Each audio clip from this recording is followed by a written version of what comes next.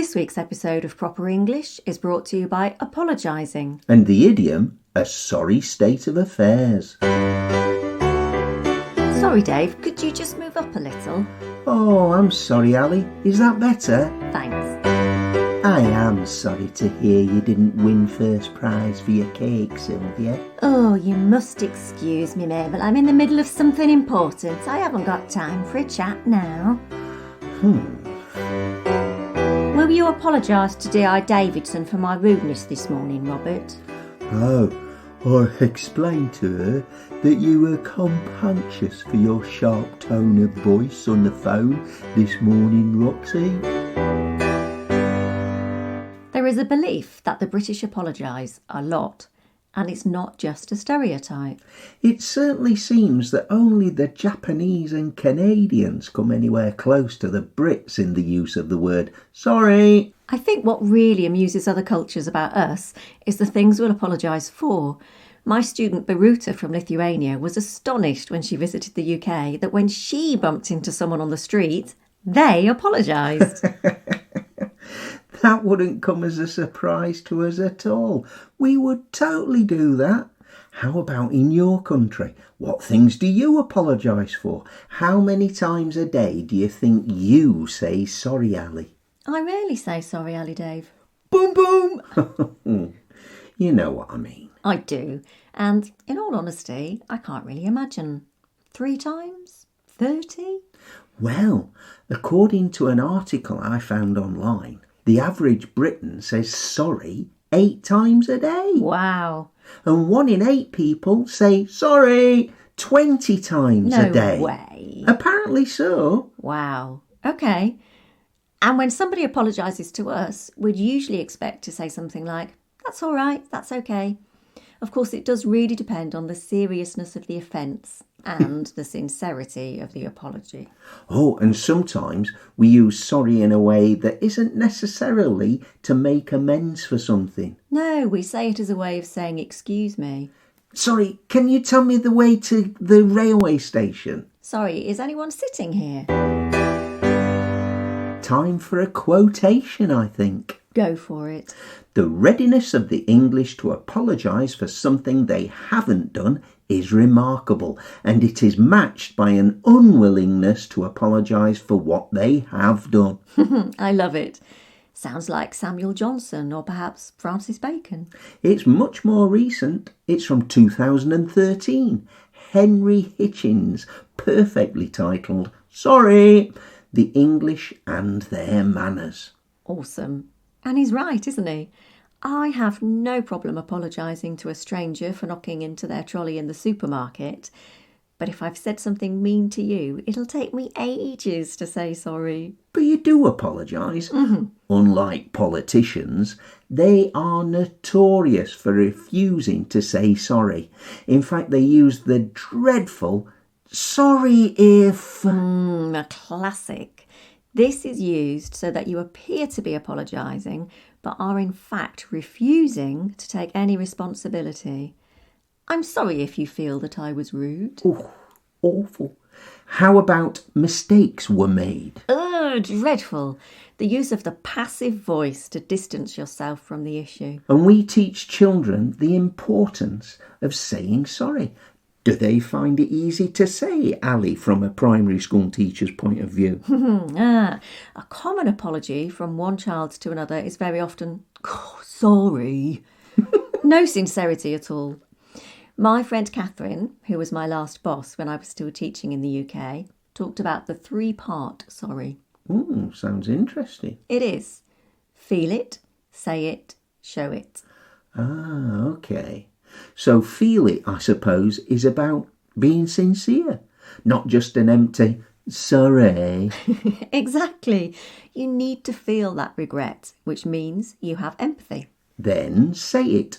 Pretty straightforward, I guess. Don't mess it up with non-apologies like the ones that we just talked about. Yes, speak from the heart. Look the other person in the eye. All those kinds of things. And then show it. Make amends, I suppose? If you're genuinely sorry for something you've said or done, then to show that you need to change your behaviour in future. With children, Catherine would ask them to think of something nice they could do for the other child and a reassurance that they won't do it again. Oh, I like that. And all this, usually, transfers well to us adults, doesn't it? Now, what about a combination of the weather and sorry? Wow, nothing could be more British, I don't think.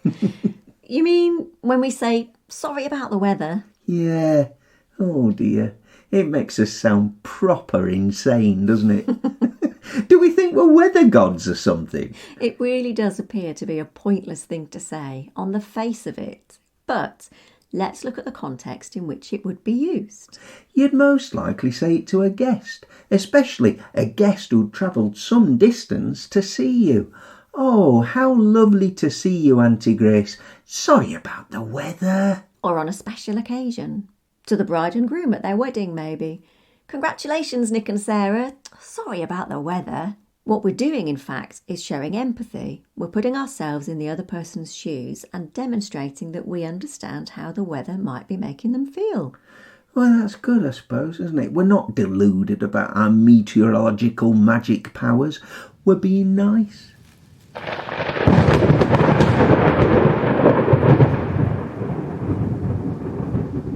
So, going back to the 1 in 8 people who apologise 20 times a day. Unbelievable. Are they constantly perpetrating offences? Are they very empathic? What's going on? Some people are serial apologisers. I used to do it a lot. I did. Now, it can be quite wearing constantly being apologised to. In fact, it's quite wearing apologising all the time, to be fair. It is. But we can even begin to get quite irritated with the person who's constantly apologising for trivial events. And of course, that makes them anxious and they're more likely to say sorry even more. Sorry. So we tell them to stop saying sorry, but it doesn't work. No, if we do that, we run the risk of making them feel as if they're being blamed for the way they speak. A kinder thing to say is, you have nothing to apologise for. Oh, I like that. It's reassuring. Sometimes we feel that our apology may make the other person feel uncomfortable. Or maybe we feel that we apologise too much for things that aren't that serious. Well, in this instance, it can be useful to use 2 more important English words. Thank you. Yeah. So instead of saying, sorry I'm late, you could say, oh, thanks for waiting. Yep. Or if we've done all the talking with a friend, instead of saying, oh, sorry for talking so much, what else could we say, Dave? How about, oh, thank you for listening to me. Very nice. Now you've made it about the other person instead of about you. And now it's time for Idiom of the Week. Idiom of the Week? And then the judge pulled a very odd face. She pretended to swallow the mouthful, but I saw her sneak it into her hanky when she pretended to sneeze. Well, I don't understand, Sylvia. Your coffee and walnut cake is a dream covered in icing. I hope she apologised for her behaviour. Oh, you're way off, Mabel. Eh? Then the other judge went pale and took a big drink of water and demanded an apology from me. Why? Don't they know coffee and walnut is a classic combination of bitter and sweet, and that done right, it is a taste sent from the very heavens? Aye, well, that's just it. They do know what coffee and walnut cake should taste like. You know me, Mabel. I do. I were furious. I demanded to know why they were disrespecting my baking. I got a second in the church annual fete and a merit in the county large buns and iced cakes competition. You don't have to remind me. I'm your number 1 fan, love. I've put away more of your cake these last few years than I care to remember. Thank you. You're a good friend. A little overweight, if you don't mind me saying, but a good friend. Well, this sounds like a right sorry state of affairs. I told you! They wouldn't say sorry. They wanted me to apologise. No, love. It's an idiom. Oh. Sorry don't mean contrite. It means a mess. disappointing, a sorry state of affairs means an unfortunate, unpleasant or upsetting situation. And you know what, Mabel? I am upset. I know. I'm not sure I'll ever be able to show my face at another Cakes and Produce show ever again. But why, Sylvia? Why? Well, I got a bit distracted when I was measuring out my ingredients. The doorbell rang while I had the tablespoon in my hand. Of course it did. It were me, going to see if you needed any help. And when I got back into the kitchen, I put a whole tablespoon of bicarbonate of soda into the mix instead of half a teaspoon. A whole tablespoon. Oh, no wonder they didn't like it. Oh, I bet it tasted terrible. And it's all my fault for interrupting your creative flow. Oh, Sylvia, I am sorry.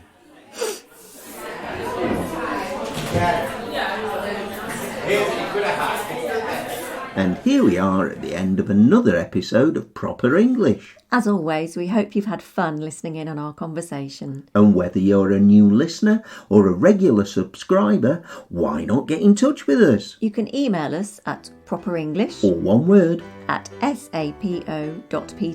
Or you can ask us questions on whichever social media you use. And don't forget to tell everyone you know about us. Everybody. Friends, family, anyone who's studying or learning English. And make sure you rate and review us. Because that helps other people to find us. And subscribe to us on your favourite podcast app. So until next time, it's goodbye from me. And it's goodbye from me too. And thank you for listening to Proper English.